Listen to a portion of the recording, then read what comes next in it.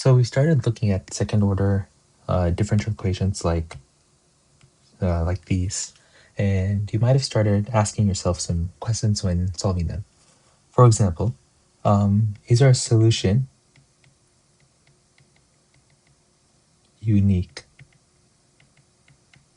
You could also ask, are our two solutions, because there's y2 here and y1, so two different solutions, are they independent of each other?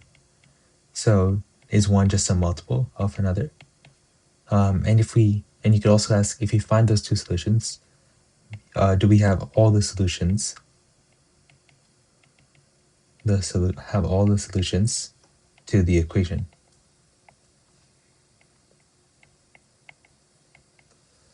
And we have these questions, and it's important to figure out the answer to these questions, because then we know if the solution to the differential equation actually covers all the possibilities for that differential equation. Otherwise, it's an incomplete solution. And for that, we have our savior for this is something called the Wronxian determinant. Wronxian determinant. And it's a very effective and simple tool to determine whether these two solutions, y1 and y2, and other problems as well, are actually independent of each other. So we can figure this out because when we calculate the Wronxian, which we'll get to in a second, we either get a value of 0 or we get a value that is not equal to 0, right? And if the value isn't 0, like in this scenario, then we're done. We've done a good job, and our solutions are linearly independent. And if it is 0, they are dependent. And that means that we don't have a complete solution, and we'll have to go back to find the complete solution to the equation, which I'll get to in another video. But before I move on, I mentioned this linear independence thing, right? So this solution is linearly independent, right? So what does this mean? So as I said earlier, like linear independence basically means our two solutions are just two different versions of each other, aren't just different versions of each other. So each solution contributes something unique to the equation and doesn't just repeat what another part of the equation said. We need two independent solutions because that means we know our equation can, two independent solutions or more, because that means we know our equation can describe any possible behavior in the model. Otherwise, we're probably missing important characteristics of the actual solution, and as I said earlier, the solution will be incomplete. So the Wronxian determinant determines whether our general solution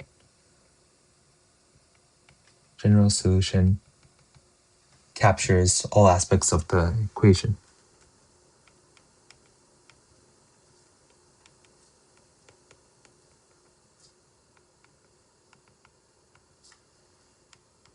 All aspects of the equation, right? So I just scroll down here a bit to get some more space. And now let's just look at the formula for the Wronxian determinant. So the formula is pretty simple. So let's say we have two functions. So let's say we have two solutions, f and g, right? So we take the Wronxian of this, right? It would just look like w, right? That stands for Wronxian. And then in brackets, we'll have f and g, right? And to find the Wronxian, we'll take f and multiply it by g primes. And then then we'll do the same thing in. So we'll subtract from f times g prime, we'll subtract g times f prime. So if you think back to your derivative rules and think back to the product rule, it's somewhat similar, except we have a negative instead of a positive. So let's say you're taking the derivative of d or dx f times g, that would be equal to f prime times g plus g prime times f. And it's really similar to this equation. but the difference is we're subtracting.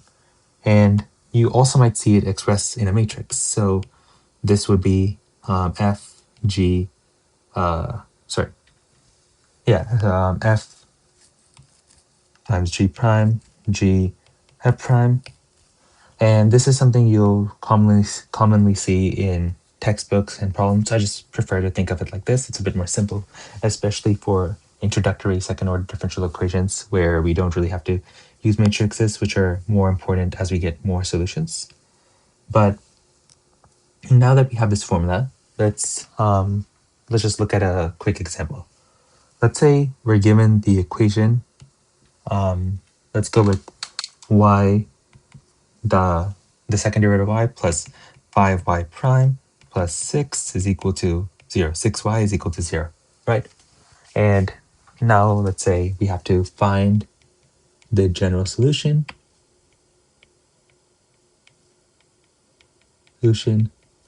and make sure it captures and make sure solutions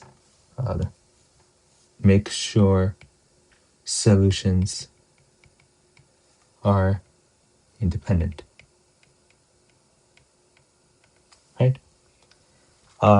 So first, let's just think about how we solve this. Because we're trying to get a solution in the form of y is equal to c1 y1 plus c2 y2. And if you've seen an earlier video about solving second order differential equations, you know we can use the formula y is equal to e to the power of rt because e cannot be differentiates onto itself. So it's really good to just plug this in and it helps us find the solution to the equation. So if we do plug, if we take the derivative, y prime is equal to rt to the power of rt, and y double prime is equal to r squared e to the power of rt, and then we just plug it in, so we get r squared e to the power of rt plus r times e to the power of rt plus just e to the power of rt, and then don't forget we have the coefficients, so 5 times r e to the power of rt plus 6 e to the power of rt, and it's all equal to 0, right? And now we can just factor out e to the power of rt, so e to the power of rt, and in parentheses r squared plus 5r plus 6 is equal to 0. And now this is just a quadratic, right? And now we can sort of disregard this e to the power of rt here, and then just focus on the quadratic, and because we know this can never equal 0, so we're going to find a solution in this instead.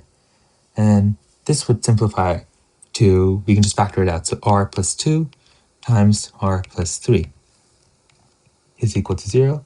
And that means at least one of these two terms has to equal 0, if not both. So our two solutions are r is equal to -2 and r is equal to -3, right? And now if we plug that back into this y is equal to r e to the power of rt solution, we'll get our two solutions will be y1 is equal to e to the power of -2t, and y2 is equal to e to the power of -3t, right? Let me just add an extra page there in case we go past it. And if we plug that back into this general formula here, right, we'll get y is equal to c1 e to the power of -2t plus c2 e to the power of -3t. And then, so we got our general solution here. So this is the general solution. But remember, the problem also asks us to make sure the solutions are independent, right? So to do that, we can use the Wronxian. So remember, the Wronxian of f g is equal to f times g prime minus f prime times g, right? So let's let our f be e to the power of -2t, and then our g be e to the power of -3t. So what's the derivative of e to the power of -2t? Well, that's just -2 times e to the power of -2t, and the derivative of e to the power of -3t is pretty similar. It's just -3 times e to the power of -3t, right? So we can just, I don't want to call it Wronxian prime, but this is like just f, this is f prime and this is g prime, right? And I just wrote it out to make it easier when we're just plugging things back into this equation. So if we, this is equal to then e to the power of negative 2t times negative 3 e to the power of negative 3t minus uh, minus 2e to the power of negative 2t times e to the power of negative 3t, right? Let me just rewrite that so I don't go off screen. E to the power of negative 3t, right? And now we focus on simplifying this entire equation. And then if you notice, remember your exponential properties, these terms can all be just added together and because when you multiply e to itself. So we would get e to the power of negative 5t times negative 3 minus e to the power of negative 5t times 2, right? And, sorry, times negative 2. It should be negative 2 here. And we can factor out e to the power of negative 5t because we see it in both terms. So this is equal to e to the power of negative 5t, and in parentheses e3 plus 2. And then this would just equal e to the power of negative 5t times negative 1. And we know, obviously, negative 1 isn't 0. And we also know that e to the power of negative 5t cannot be 0, because even if you plug in 0 for t, that would still be 1. So we can confidently say this is not equal to 0, which means this means our solutions are linearly independent.